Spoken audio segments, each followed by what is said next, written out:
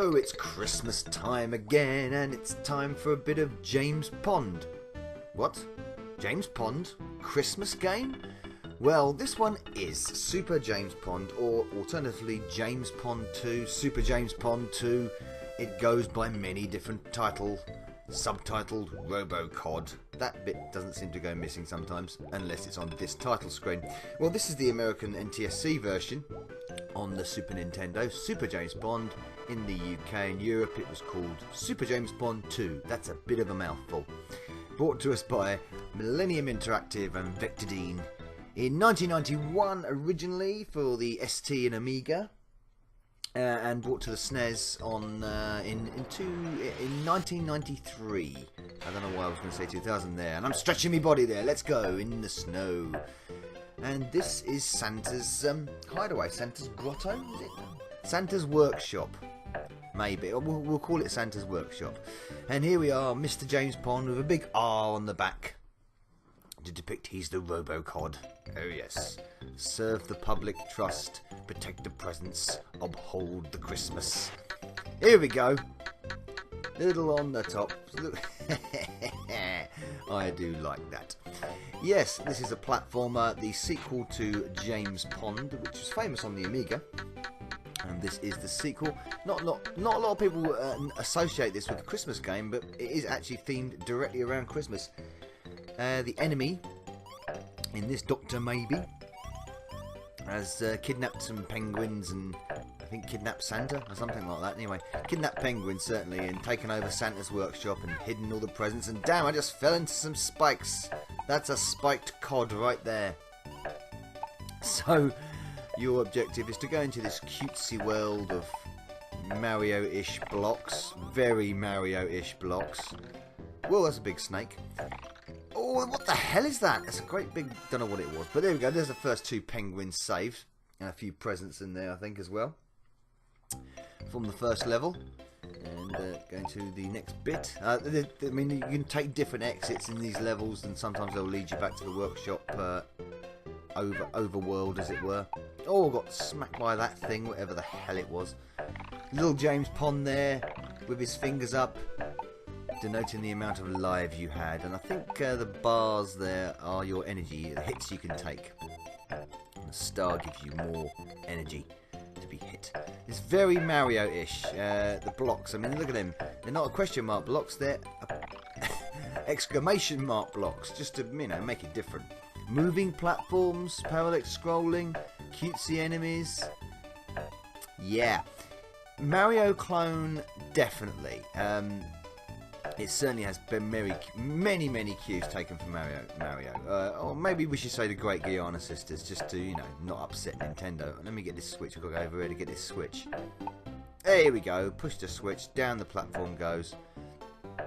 And then we can get that up there. If I get me jump right now, just... No, come on. There we go. Extend my body, Inspector Gadget style.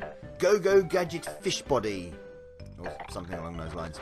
And some fairy wings as well. Wait, hey, let's just chuck everything in. Fairy wings, planes. Yes, there's planes later. Fish that fly planes. Playing card flies. There's lots of bizarre stuff going on at Santa's workshop. Indeed there is. So how does this game play then? Well, actually, I think it's rather nice. It plays very fluidly. It's quite fun, quite challenging. I think it was rather popular back in the day. It's got a nice, that little grab mechanic is rather nice. The way you stretch your body gets you out of trouble here and there, and you can reach places where you can't normally reach. Reaches the platforms other fish can't reach. There's me plane. So now I can just butt some of these enemies out of the way if I don't bump into them with my head. There we go, got the penguins there. Whoa, got knocked out my plane.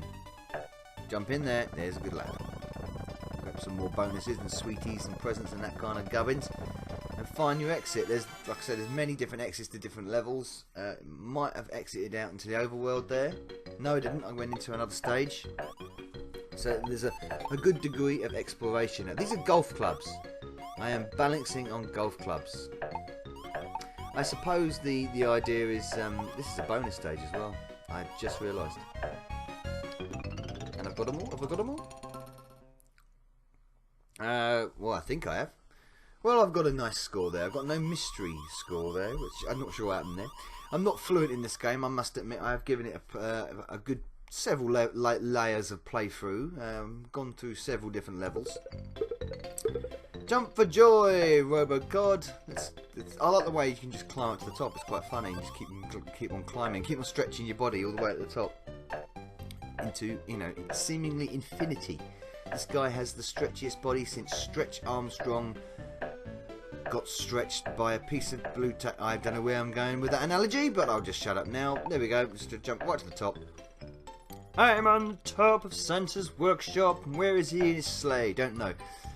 Do like the snow effect. That's quite a nice snow effect. Way big jump and a great big thump. This fish makes a massive great thump when he lands on the ground.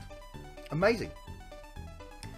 So this came out on many different systems after the original on the Amiga and ST. Came out on the Mega Drive as well, or the Genesis. And it also made an appearance on the CD32, the Game Boy, the DS, the Sega Mega Drive, not the Mega Drive, the Master System. It did come out on the Mega Drive, like I just said, the Master System, the Commodore 64 even. I've never seen that version of it. I'm going to have to maybe check that out. Yes, it did do the rounds quite a bit, like the first game, like its predecessor. And I would say I prefer it to its predecessor. I think it's a little bit more fluid, a little bit more fun. Secrets here, like here. Little secret entrances, should I say, in cubby holes. Nice bonus points there. 10,000 bonus coins.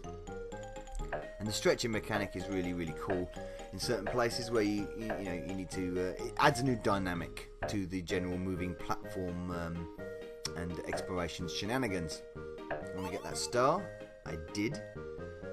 The backgrounds can be a little bit distracting. I mean, these teddy bears are a little bit, I don't know, the colours maybe clashing with the main sprite a little bit distracting. The tunes are jolly enough. Again, can get a little annoying sometimes. I've just noticed that very, very garish gradient pattern going on in the background. That's rather off-putting as well. See, look, that bear there, that's in the foreground, but it seems to be very blurred in with the background because it's the same image. I don't like that. That's a little bit off-putting. There's an exit. Let's see if we can go through that one and see where that takes us. This was done by Millennium Interactive, which were bought out by Sony in '97 or something like that, and turned into Guerrilla Games Cambridge. I think they're still going. I'm not sure. The original James Pond was done by that as well. Nice pun, really. I always thought it was quite a nice pun, and the Robocod pun, obviously a term, a pun on Inspector Gadget. Actually, no, it's the Terminator. No, it's not. It's C-3PO. No, it's Robocop. That's the chap. Yes, Robocop before he got his stupid black suit. So it's a fun little game, nice little ditty, and I mean, it is a Christmas game in a way, even though it's not from the outset completely themed around Christmas. It's not called like James Pond Does Christmas Dinner or something, you know. The fish course is here, or anything like that. But the story is certainly Christmas themed when it comes to being in the North Pole and saving Santa and therefore saving Christmas by default. There we go, so you can do something like that. Climb up to the top, jump on him. Yay! Hey, it's good fun. Oh, did that? Oh, I got away with that, didn't I? Wow, I got away with that. The Super Nintendo does a good job here as well. I mean, there's nothing really. I don't think there's anything to push the Super Nintendo into the stratosphere. So it does a good job, a fair job. And like I said, very nice colours, very nicely presented. But it's a little bit. Them backgrounds, I'm not a fan of them backgrounds. There's a little bit of slowdown going on as well when you do the stretching malarkey. You see there, just there's a little bit of glitchy, a little bit of slowdown. Which is not really noticeable, but you know, I need to get. What am I doing? Come on! There we go. I want that. Need to get out of here.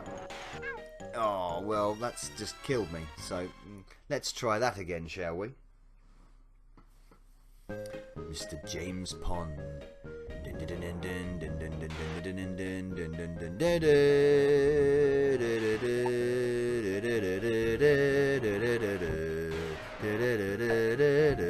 Do you like that mashup? I just made that up, that mashup. That was good, wasn't it? I'm going to record that. In fact, I am recording it right now. Oh, the Christmas present that just keeps giving, eh, for Novabug.